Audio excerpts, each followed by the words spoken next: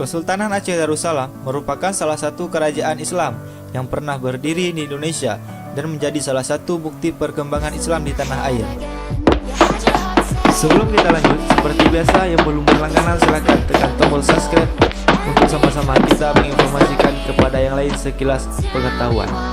Kalau kalian suka videonya, jangan lupa like videonya dan komen. Awal berdirinya Kesultanan Aceh.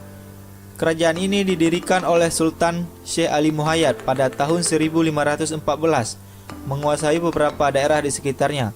Tahun 1528, Sultan Ali digantikan putra sulungnya Salahuddin, dan tahun 1537 berganti lagi oleh Sultan Alauddin hingga tahun 1571.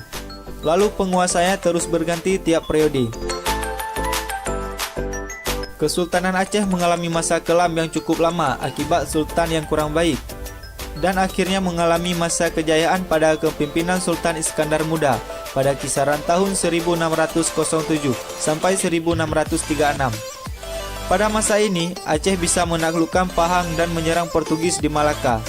Mereka juga menjalin hubungan dengan kerajaan lain seperti Turki, Belanda, Inggris, Prancis, dan lain-lain. Kerajaan ini terkenal dengan minyak tanah, belerang, kapur, emas, dan beberapa barang produksi lainnya. Sisa peninggalan Kesultanan Aceh bisa dilihat dari bangunan, karya sastra, agama, dan militer yang masih ada. Penyebab kemunduran Kerajaan Aceh. Tidak adanya pengganti raja. Sebab kemunduran Kerajaan Aceh salah satunya yaitu bermula setelah wafatnya Sultan Iskandar Muda pada tahun 1636.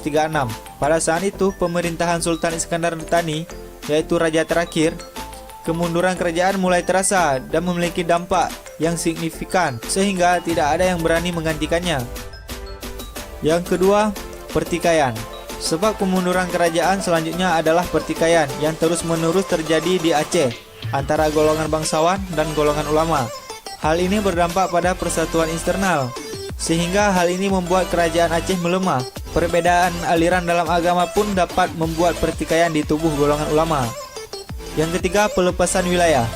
Sebab kemunduran kerajaan Aceh yaitu banyaknya kerajaan melepaskan diri dan menguatkan pengaruh Belanda, sehingga beberapa daerah seperti daerah Pahang, Johor, Perak, Minangkabau, dan Siak berkembang menjadi wilayah yang merdeka dan berdiri dalam kekuasaan asing atau Belanda.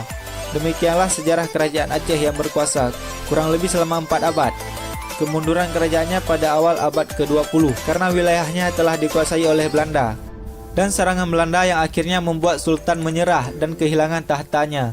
Akhirnya Aceh dikuasai Belanda untuk sekian lama ketika Indonesia dijajah Belanda, hingga sampai Indonesia merdeka dan akhirnya Aceh menjadi bagian dari Indonesia.